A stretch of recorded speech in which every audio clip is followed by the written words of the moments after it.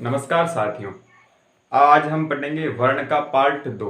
Part 1 पहले मैंने पढ़ा दिया था, जिसके अंदर मेरे स्वर और व्यंजन कितने होते हैं, कितने प्रकार होते हैं, मैंने बताए थे कौन कौन से प्रकार होते हैं। मैंने बताया था स्वर 11 होते हैं, व्यंजन 33 होते हैं, वर्ण 44 होते हैं और कुल वर्ण 52 होते हैं। याद रखना, कुल वर्ण 52 होते हैं और उनके प्रकार छोटे छोटे रूप में मैंने बता दिए थे। अब हम विस्तारित रूप से अगले पार्ट में बात करते हैं कि स्वरों का वर्गीकरण किस आधार पर कितने प्रकार से किया जाता है और व्यंजनों का वर्गीकरण कितने आधार पर किया जाता है। तो पहले आज हम पढ़ेंगे स्वरों का वर्गीकरण। हिंदी भाषा के अंदर, हिंदी भाषा है ना, हिंदी भाषा के अंदर स्वरों का वर्गीकरण 5 आधार पर करते हैं। कितने आधार पर? 5 आधार पर। अगर आपसे एक प्रश्न ऐसे पूछ ले कि हिंदी भाषा में स्वर का वर्गीकरण कितने प्रकार से करते हैं, कितने आधार पर करते हैं, तो 5 प्रकार। पहला, उच्चारण की अवधि या मात्रा काल के आधार पर। उच्चारण की अवधि या मात्रा काल के आधार पर। दूसरा, उच्चारण के आधार पर। तीसरा, जीवा की यानी जीवा की क्रियाशीलता के आधार पर। चौथा, ओष्ठों या होठों, ओष्ठों की गोलाई के आधार पर। और पांचवा, मुखाकृति या मुंह के खुलने के आधार पर। पांचवा कौन सा? मुखाकृति या मुंह के खुलने के आधार पर। ठीक है, अब हम बात करते हैं स्वरों का वर्गीकरण 5 प्रकार से करते हैं। पहला, उच्चारण की अवधि या मात्रा काल के आधार पर। हिंदी भाषा में मात्राएं कितनी होती हैं? 10 होती हैं, 11 नहीं होती। मैंने बताया था आपको स्वर 11 होते हैं। ए आ ई उ री ए आई ओ औ, ये बताया था मैंने। लेकिन हम देखते हैं, ये बताए थे ए आ ई उ री ए आई ओ औ। अब देखते हैं, ऐसे कोई भी स्वर नहीं बोला जाता, ऐसे कोई भी स्वर नहीं बोला जाता। एक ही कोई मात्रा थोड़ी लिखती, नहीं लिखती। आ से मात्रा लिखती, ई से छोटी ई, बड़ी ई से मात्रा, ऊ से छोटा ऊ, बड़ी ऊ से बड़ा ऊ की मात्रा, री से ये री, ऐसे लिखते री की मात्रा, है ना। जैसे कहीं लिखा हो ऐसे लिखते ना, कृति, जैसे कोई शब्द ले कृति, तो ये री की मात्रा होती है। ठीक है, तो ये री की मात्रा। फिर ए आई ओ औ, बहुत सारे बच्चे ऐसे लिख देते ए आई। ध्यान रखना, गलत होता है, हिंदी में ऐसा होते नहीं। ए बस ये होता है, इसका मतलब एक मात्रा है और एक मात्रा लिखती 2 मात्रा है। ठीक है, इस बात का आप स्पेशल ध्यान रखें। जो छोटी चीजें होती है उनमें गलती होने की संभावना ज्यादा रहती है, इसलिए आप सावधानी पूर्वक पढ़ें। ठीक है, तो मात्राएं कितनी होती? 10 मात्राएं होगी। 1 2 3 4 5 6 7 8 9 10। ठीक है, अब उच्चारण की अवधि या मात्रा काल के आधार पर स्वरों का वर्गीकरण हम 3 प्रकार के करते हैं, यानी 3 प्रकार से होते हैं। कौन कौन से? पहले वाले, ह्रस्व, दीर्घ और प्लुत। बता दिया मैंने, ह्रस्व, दीर्घ और प्लुत। ह्रस्व कितने? 4, ए ई उ री, ए ई उ री। बाकी बचे शेष 7, वो सभी किसमें आ जाएंगे? दीर्घ में। और प्लुत बताया था मैंने, हिंदी भाषा में कोई भी वर्ण या अक्षर प्लुत नहीं होता है, ये केवल संस्कृत में चलते हैं। ओम नमः शिवाय, कॉपी चलते हैं ना, वो किसमें आते हैं?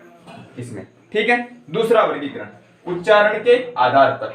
उच्चारण के आधार पर 2 प्रकार के होते हैं। पहला, अनुनासिक, दूसरा अनुनासिक या निर्नुनासिक। कौन कौन से? पहला अनुनासिक, दूसरा अनुनासिक या निर्नुनासिक। अनुनासिक और दूसरा अनुनासिक या निर्नुनासिक। अनुनासिक ऐसे स्वर वर्ण जिनका उच्चारण करते समय हम मुख और नाक दोनों का प्रयोग करते हैं, यानी श्वास वायु मुख और नाक दोनों से निकलती, श्वास मुख और नाक दोनों से बाहर निकलती, वो कैसे वर्ण, कैसे स्वर होते हैं? अनुनासिक स्वर। जैसे सभी के ऊपर चंद्र बिंदु लगा दो, बस ए आ ई अगर ऐसे बोलते हैं, वो क्या होता है? मुख नासिक यानी अनुनासिक वर्ण, यानी सभी के ऊपर क्या लगेगा? चंद्र बिंदु। ठीक है, दूसरा अनुनासिक या निर्नुनासिक, ऐसे स्वर वर्ण जिनका उच्चारण करते समय हमारे श्वास वायु केवल मुख से बाहर निकलती, मुंह से नाक से बाहर नहीं निकलती, बस जो है जो वही ए आ ई उ री ए आई ओ औ। ठीक है, वो कैसे होगी? अनुनासिक या निर्नुनासिक। ठीक है, अब तीसरा, जीवा की क्रियाशीलता के आधार पर। इंपॉर्टेंट है, जीवा की क्रियाशीलता के आधार पर। अब देखो, जीभ इस प्रकार की होती है, ये माना ये पूरी एक जीभ है। कितने भाग होते हैं इसके? 3, अग्र, मध्य और पश्चिम। कौन कौन से बोलो? अग्र, मध्य और पश्चिम। अग्र में कौन कौन से आते हैं? ई ए आई। अब याद कैसे करना? ये सभी किताबों लिख रखा, आपको याद कैसे करना? अग्र को आपको ऐसे पढ़ना, अग्रीय। क्या पढ़ना? अग्रीय, ऐसे पढ़ना, अग्रीय। ई अग्रीय, ई ए आई। अग्रीय यानी ये हो गया ई और ए आई, ई ए आई, अग्रीय, ई ए आई। मध्य में कौन सा था? ए। मध्य में कौन सा? ए। बाकी पश्चिम में जो बाकी बच्चे जो इसमें आ गए, बस अग्र मध्य पश्च, अग्र क्या पढ़ेंगे हम, अग्रीय, अग्रीय, ठीक है। ई ई ए आई, मध्य में कौन सा आएगा, ए, और पश्चिम में जो बाकी बचे जो वो क्यों आगे, ठीक है। चौथा प्रकार, ओष्ठों की गोलाई के आधार पर, ओष्ठ यानी होठों की गोलाई के आधार पर दो प्रकार के होते हैं। पहला वृत्ताकार या वृत्तमुखी, दोनों नाम चलते हैं, वृत्ताकार या वृत्तमुखी। दूसरा अवृत्ताकार या अवृत्तमुखी। समझो, वृत्ताकार जिनका उच्चारण करते समय हमारे होठ गोल हो जाते हैं, जैसे बोलो ऊ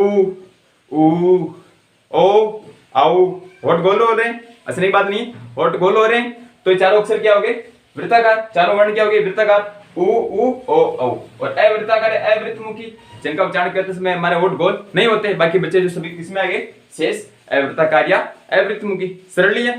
देखो पांचवा प्रकार, मुखाकृति के आधार पर, या ऐसे पूछ सकते हैं आपसे मुंह के खुलने के आधार पर, दोनों बात एक ही है। मुखाकृति के आधार पर या मुंह के खुलने के आधार पर कितने होते हैं, चार, संवृत, अर्ध संवृत, विवृत, अर्ध विवृत। रिपीट करता हूं, मुखाकृति के आधार पर या मुंह के खुलने के आधार पर स्वर कितने होते हैं, चार, संवृत, अर्ध संवृत, विवृत, अर्ध विवृत। संवृत, देख पहले याद करना आपने, विवृत, विवृत कौन सा होता है इसमें, आ, सबसे बड़ा, विवृत यानी बेटा सबसे बड़ा कौन सा होता है, आ। फिर आता है संवृत, संवृत जिनका उच्चारण करते समय बहुत ही कम मात्रा मिलता है। इनकी परिभाषा अगर बात करें हम तो संवृत ऐसे स्वर वर्ण जिनका उच्चारण करते समय हमारा मुख बहुत ही कम मात्रा में खुलता है, जैसे ई उ बहुत थोड़ा वो निकला तो ई उ, ये कैसे हो गए, संवृत, ठीक है। फिर आता अर्ध संवृत, ऐसे स्वर वर्ण जिनका उच्चारण करते समय हमारा मुख संवृत की तुलना में तो ज्यादा लेकिन विवृत की तुलना में थोड़ा कम खुलता है, कैसे कहलाते हैं, अर्ध संवृत स्वर कहलाते हैं। संवृत से ज्यादा विवृत से कम, यानी संवृत ज्यादा ई मिलके क्या बनते हैं, ए मिलते हैं। गुण संधि बताऊंगा अभी मैं। तो ए और ओ छोटी छोटी मात्रा दोनों, ये तो मात्रा ये वाली होगी, देखो ये हो गई, ये वाली हो गई, छोटी छोटी मात्रा है ये, तो ए ओ किसमें आ गई, ये अर्ध संवृत, ठीक है। फिर आता विवृत बता दिया बेटा, और बाकी जो बचे शेष इसमें आ गए, कौन कौन से, ए री ए औ, आई औ, ए री आई औ, ऐसे आपको याद करना। तीन आपने याद कर लिए, बाकी बचे चौथे में आएंगे, ठीक है। तो वापिस रिपीट करते हैं, समझ में नहीं आया होगा, रिपीट करते हैं। देखो मुखाकृति के आधार पर कितने होते हैं, चार, संवृत, अर्ध संवृत, विवृत, अर्ध विवृत। संवृत ई उ मुख बहुत ही कम मात्रा में खुलता है। अर्ध संवृत ए ओ, विवृत सबसे बड़ा आ, और अर्ध विवृत शेष जो बच्चे जो ए री आई औ, ठीक है। स्क्रीनशॉट ले लिया आप। ठीक साथी, स्वर का वर्गीकरण अपने हो गया। अब हम बात करते हैं व्यंजनों का वर्गीकरण। स्वर का वर्गीकरण हमने पढ़ लिया, अब बात करते हैं व्यंजनों का वर्गीकरण। व्यंजनों का वर्गीकरण हिंदी भाषा में दो प्रकार से करते हैं। पहला उच्चारण के आधार पर, उच्चारण स्थान के आधार पर। दूसरा प्रयत्न के आधार पर। पहला उच्चारण के आधार पर, दूसरा प्रयत्न के आधार पर। ये सारणी आप समझिए, उच्चारण स्थान के आधार पर कितने उच्चारण स्थान होते हैं हिंदी में, 8। एक नंबर में प्रश्न आ सकता है आपके कि उच्चारण स्थान हिंदी में कितने होते हैं, तो 8, ठीक है। दूसरे होते प्रयत्न के आधार पर, प्रयत्न कितने होते हैं, 3 हिंदी भाषा में। पहला उच्चारण के आधार पर, दूसरा कंपन के आधार पर, तीसरा श्वास वायु या बाह्य प्रयत्न के आधार पर, ठीक है। फिर उच्चारण स्थान के आधार पर वापस 8 आएंगे इसके अंदर। कंपन के आधार पर अघोष सघोष, और श्वास वायु या बाह्य प्रयत्न के आधार पर अल्प प्राण महाप्राण, ठीक है। पहले हम पढ़ेंगे उच्चारण स्थान के आधार पर कितने उच्चारण स्थान होते हैं हिंदी में, 8। अब आपको याद कैसे करने, मेरे साथ रिपीट करना, आप ऐसे याद करने आपको। कंठ, तालु, मुर्दा, दंत, ओष्ठ। कंठ, तालु, मुर्दा, दंत, ओष्ठ। कंठ, तालु, मुर्दा, दंत, ओष्ठ। कंठ, तालु, मुर्दा, दंत, ओष्ठ। बोलो, बोलने से याद होता है। कंठ, तालु, मुर्दा, दंत, ओष्ठ। कंठ, तालु, मुर्दा, दंत, ओष्ठ। फिर नासिका, नाक से बोलते हैं व्यंजन, नासिका। फिर इन दोनों को जोड़ेंगे तो कंठ तालु या कंठ तालव्य, ये भी बोलते हैं इसे। और 8वां कंठ और ओष्ठ को जोड़ते हैं कंठोष्ठ, ठीक है। तो कंठ, तालु, मुर्दा, दंत, ओष्ठ। अब याद कैसे करना आपको, पहले कंठ, पहले वर्ग बताए थे मैंने, क च ट त प, बताए थे क च ट त प 5 वर्ग होते हैं हिंदी में, स्पर्श व्यंजन याद करो 25 बताए थे। तो कंठ कैसे याद करना, देखो कंठ में क वर्ग, च वर्ग, ये ट वर्ग, स्टेप बाय स्टेप लिख दो, त वर्ग और प वर्ग लिख दिया हमने स्टेप बाय स्टेप। क च ट त प, कैचे टेत पे कंठ तालु मूर्धा दंत ओष्ठ में कैचे टेत पे। ठीक है, फिर इनमें क्या क्या जुड़ेगा देखो, और कौन कौन से आते हैं। पहले वाले को अपने को छोड़ना है, छोड़ दो। फिर हमने बात की अंतस्थ व्यंजन, तो ये रे ले और व। ठीक है, पहले वाले छोड़ दिया। फिर बात करते हैं हम उसमें व्यंजन इसके बाद, तो से और है इसमें नहीं लिखेंगे, है ऊपर लिखेंगे, ये है। और एक चलता विसर्ग, विसर्ग भी इसमें आएगा। ये तो हो गए व्यंजन। अब स्वर भी होते हैं इसमें, कंठ तालु मूर्धा दंत ओष्ठ में, वो सभी मैं आपको यही साथ में लिखवा देता हूँ। कैसे याद करने समझो। स्वर पहले ए आ आता, कंठ में ए आएगा, ए आ गया, ए आ के बाद ई, तो तालु में ई। फिर ओष्ठ उ ओ औ, होठ गोल होते हैं होठ में, ओष्ठ में, तो ओष्ठ में कौन स्वर बोलेंगे, उ। ठीक है, फिर मूर्धा में री। मूर्धा क्या बोलते हैं, री। मूर्धा नहीं क्या होता, मसूड़े होते हैं ना, उन्हें मूर्धा बोलते हैं। मूर्धा से मतलब होता है री, तो दांतों से कोई भी स्वर नहीं बोला जाता। ठीक है, नहीं है समझ में। चलो रिपीट करते हैं वापस, समझो। कोई समस्या नहीं, पर्सन इंपॉर्टेंट है, यहाँ से आने चांस पूरे रहते हैं, इसलिए आप ध्यान से समझिए, रटना नहीं, आपको केवल समझना ट्रिकी मेथड से। वापस रिपीट करते हैं, देखो। कंठ पहले वर्ग लिख लो, कै चे टे पे पे। कै वर्ग, चे वर्ग, टे वर्ग, ते वर्ग और पे वर्ग। पे वर्ग का मतलब पांचों वर्ण आ जाते हैं, वर्ग का मतलब पांचों। ठीक है, फिर जोड़ देगा। पहले वाले को अपने क्या करना, छोड़ देना, लिखो अंतस्थ ये रे ले और व। फिर जोड़ो, पहले वाले को वापस छोड़ दो, लिखो उसमें से तो पहले इसको छोड़िए, है इसमें आ गया है, फिर इसमें विसर्ग। फिर हम बात करते हैं स्वर की, तो पहले ए आते हैं, तो ए आ कंठ में आ गए, ए आ। फिर ई तो ई तालु में। ठीक है, ओष्ठ होठ वाले, होठ गोल होते हैं, उ। और फिर मूर्धा में री आ गया, और दांतों से कोई भी स्वर नहीं बोला जाता, कोई स्वर नहीं बोला जाता।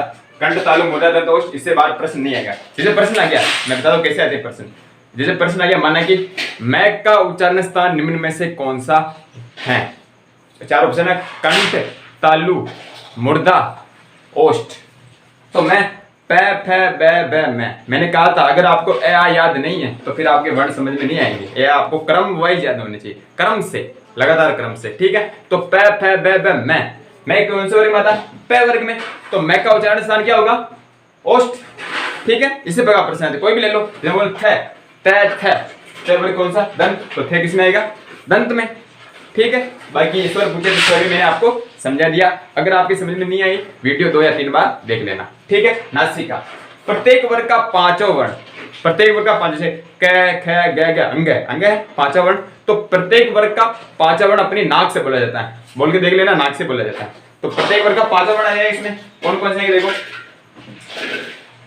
अंग या ण न और मैं। अंगे या न मैं, अंगे या न मैं, प्रत्येक वर्ग का पांचवा वर्ण। अब कंठ तालु दो शब्दों से मिलकर बना, कंठ और तालु। अब देखो, कंठ में कौन सा ए आ रहा, इसमें ए आ रहा, गुण संधि चलेगी आगे बताऊंगा मैं। तो ए और ई मिलकर, गुण संधि में ए और ई मिलकर क्या बनता है, ए। क्या बनता है, ए। तो कंठ तालु क्या आएगा, ए, और ए में डी जुड़ेगा तो आई बन जाएगा, बड़ी जुड़ेगा तो आई। तो ए और आई, कंठ तालु क्या हो गया, ए और आई। और ऐसे कंठोष्ठ, देखो कंठोष्ठ, कंठ धन क्या होगा, ओष्ठ, ए धन उ, ए धन उ, तो क्या बनेगा, ओ। क्या बनेगा, ओ। तो कंठोष्ठ में ओ और एक औ, ए धन बटा उ जुड़ेगा तो औ, छोटा होते है ओ और बटा उ औ, तो ओ औ कंठोष्ठ में। ठीक है, आगे समझ में। अब बात आती है विशेष कंडीशन, संस्कृत में चलती है, हिंदी में चलती है। वैसे विशेष कंडीशन वे, पर्सन अगर आपसे बोल ले वे का उच्चारण स्थान क्या होता है, वे वैसे हमने पढ़ा था यहाँ पे, ये वे पढ़ा था हमने, ये वे पढ़ा था हमने ओष्ठ में। वे का उच्चारण स्थान वैसे दंत और ओष्ठ दोनों माने जाते हैं, दंत और ओष्ठ दोनों माने जाते हैं। एक सूत्र चलता है संस्कृत में सूत्र चलते हैं, तो संस्कृत में सूत्र चलता है वकारस्य दंतोष्ठ। क्या चलता है, वकारस्य दंतोष्ठ। तो उसके आधार पर वे का उच्चारण स्थान दंत और ओष्ठ दोनों माने जाते हैं। स्पेशल कंडीशन अगर आपसे पूछ ले बाई चांस 90% चांस में नहीं पूछेंगे, और पूछ ले व का उच्चारण स्थान ऑप्शन दे रखा दंत ओष्ठ, सी दे रखा दंतोष्ठ, तो फिर क्या लिखना दंतोष्ठ, वरना ये नहीं आएगा। 10वीं 9वीं से 12वीं तक के लेवल का यहाँ पे क्या आता है, वापस रिपीट करते हैं।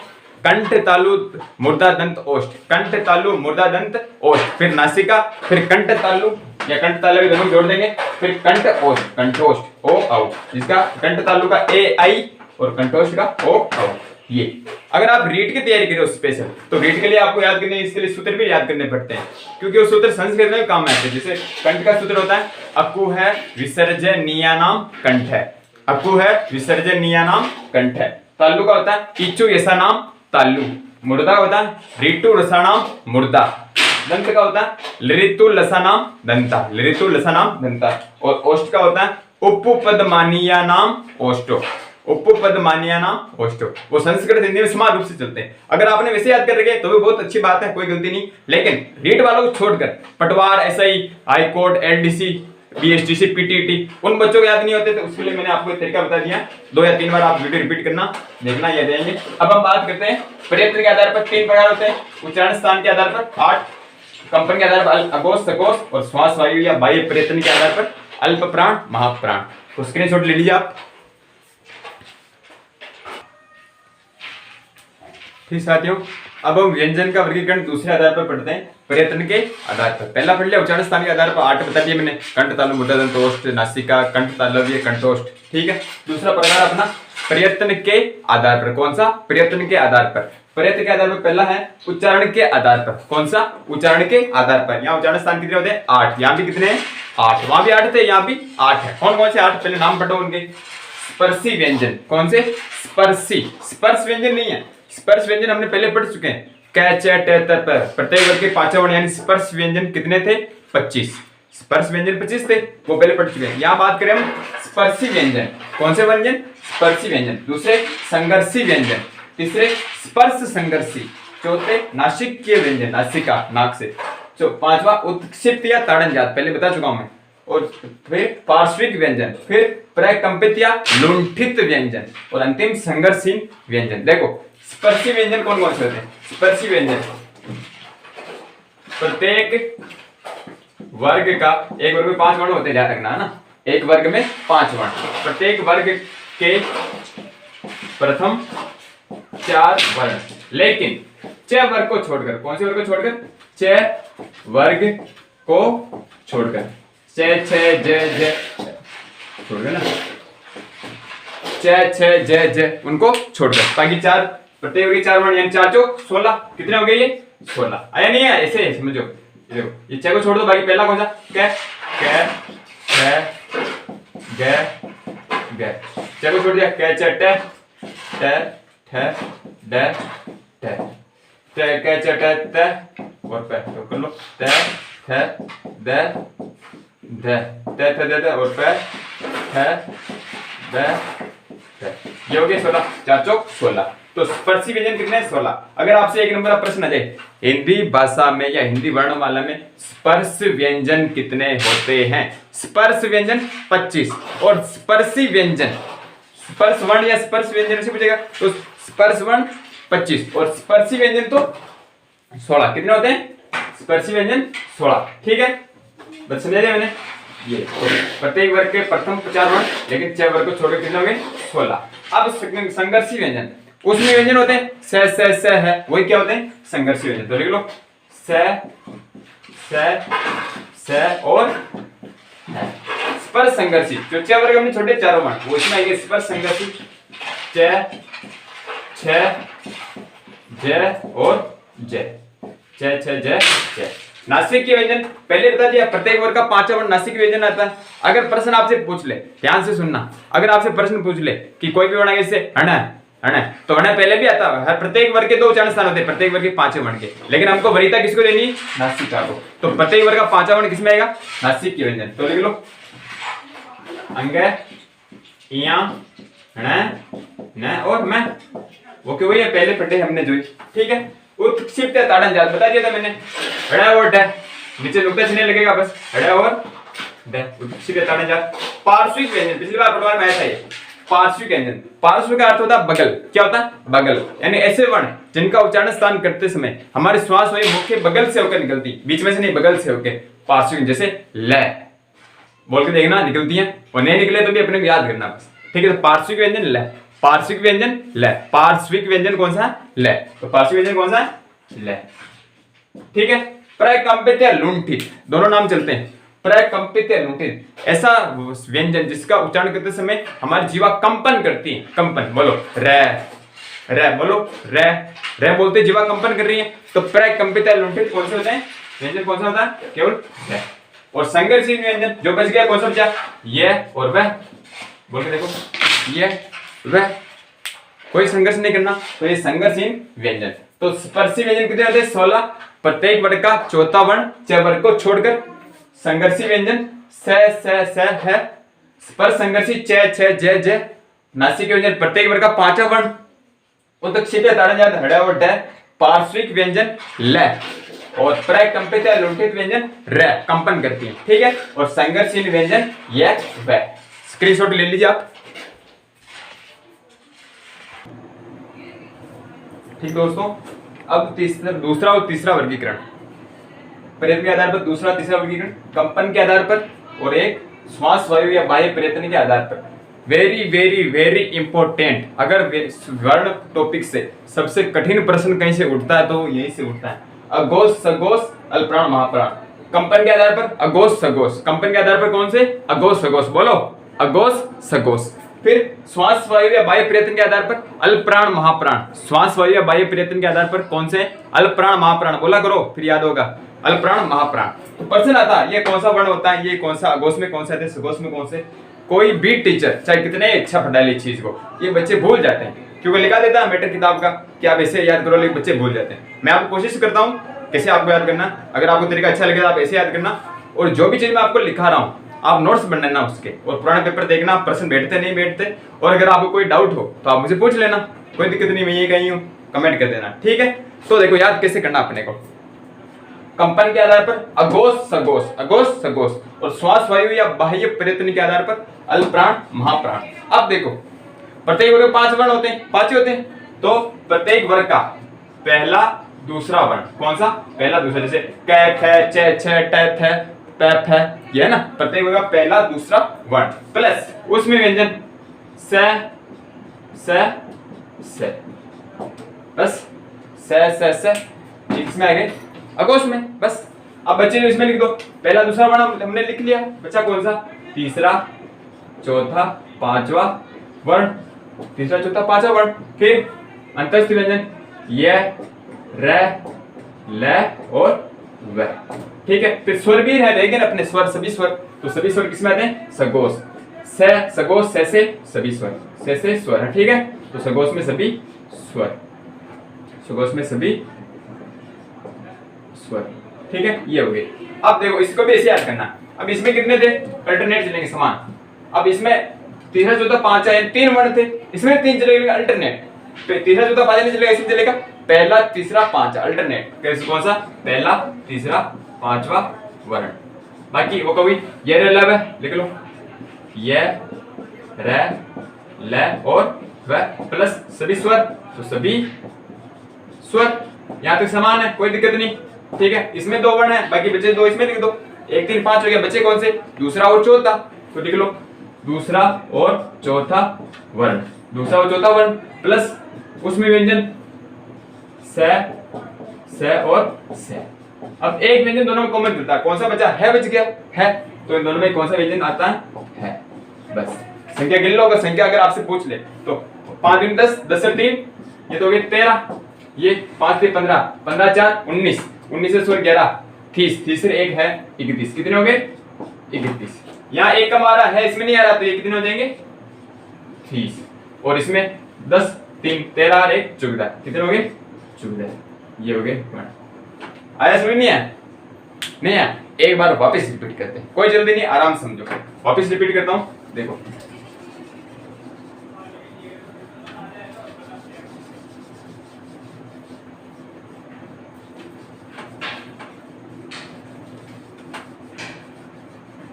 याद आपको ऐसे ही करना, ये तरीका सबसे बेस्ट रहेगा।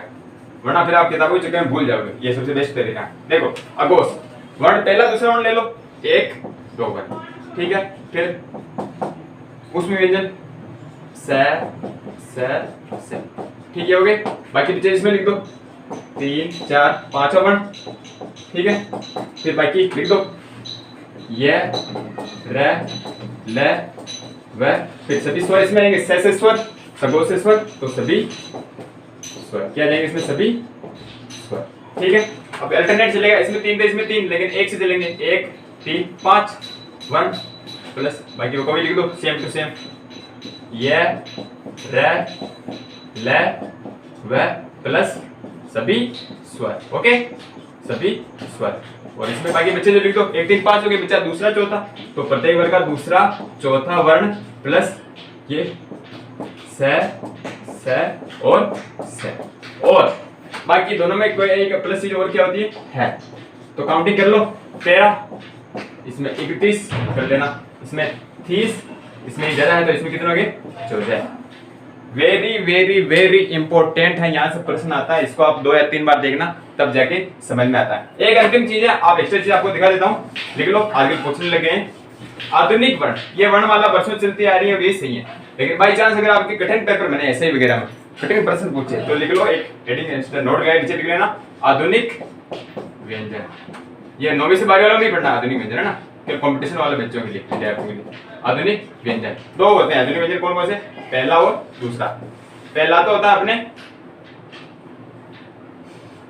काकल्य व्यंजन, कौन सा, काकल्य व्यंजन, काकल्य व्यंजन कौन सा था, एक होता है, क्या था, है, और दूसरा क्या था, विसर्ग। क्या था काकल्य व्यंजन में, है और विसर्ग, काकल्य व्यंजन में है और विसर्ग। दूसरा अपने व्यंजन है वर्तस्य, वर्तस्य में क्या था, नस्ल, न स ल, इसे देखना, वर्तस्य क्या है, नस्ल न स ल। एक बार सेकंड ग्रेड में या किसी एग्जाम में आया था कि सघोष महाप्राण काकल्य व्यंजन कौन सा है, बच्चों को आया नहीं, काकल्य व्यंजन कहां से आ गया, तो सघोष महाप्राण भी अगर आपको याद हो तो भी आपको आइडिया लग जाता है, दोनों में कॉमन क्या है, तो सघोष महाप्राण काकल्य व्यंजन है और वर्तस्य नस्ल। और अंतिम चीज मैंने एक चीज बताई है, इसके बाद खत्म है वर्ण। देखो एक चीज मैंने बताई थी, नासिका, नासिका उच्चारण स्थान क्या था, प्रत्येक वर्ग का 5 वर्ण नहीं था, ये अंग इया न में, लेकिन ये इसमें चलता है, कंठ में चलता है, ये तालु में, ये मुर्दा में,